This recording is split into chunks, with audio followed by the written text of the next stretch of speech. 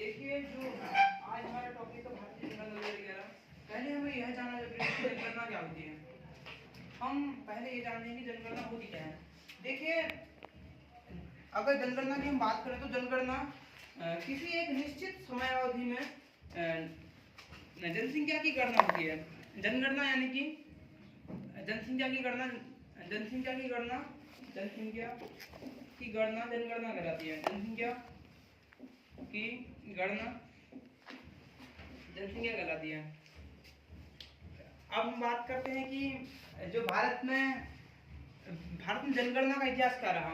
सर्वप्रथम भारत में जनगणना का उल्लेख चाणक्य की पुस्तक अर्थशास्त्र में मिलता है। और उसके बाद अगर हम बात करें मध्यकालीन इतिहास में तो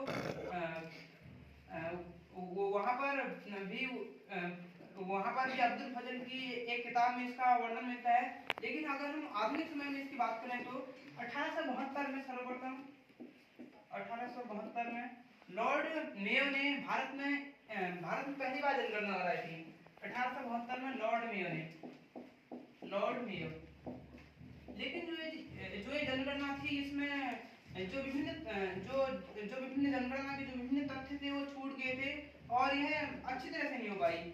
इसलिए 1881 में फिर से जनसंख्या का को किया गया। वो उसमें लॉर्ड रिपन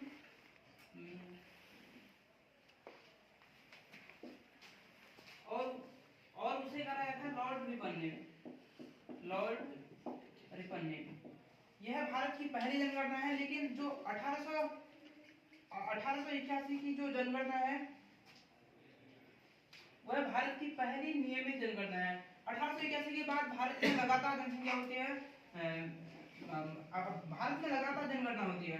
उसी प्रकार से जो भारत में 2011 की जनगणना थी, 2011 की जनगणना वह 15वीं जनगणना थी और आजादी के बाद की वह 7वीं जनगणना। 1951 में आजादी के बाद पहली बार जनगणना हुई थी और जो 2011 की जनगणना थी वह आजादी के बाद 7वीं जनगणना थी। लेकिन जो भारत में पहली बार जनगणना हुई थी 1872 में, उससे यह 15वीं जनगणना थी। लेकिन जो 1881 में जनगणना हुई थी उसके बाद यह 14वीं जनगणना थी, 14वीं जनगणना। तो हम अब बात करते हैं 2011 की जनगणना के जो प्रमुख तथ्य हैं। सबसे पहले हम बात करते हैं कि जो 1951 में भारत की जनगणना कितनी थी, वह थी 31 करोड़ लगभग। और वह 2011 में बढ़ के हो गई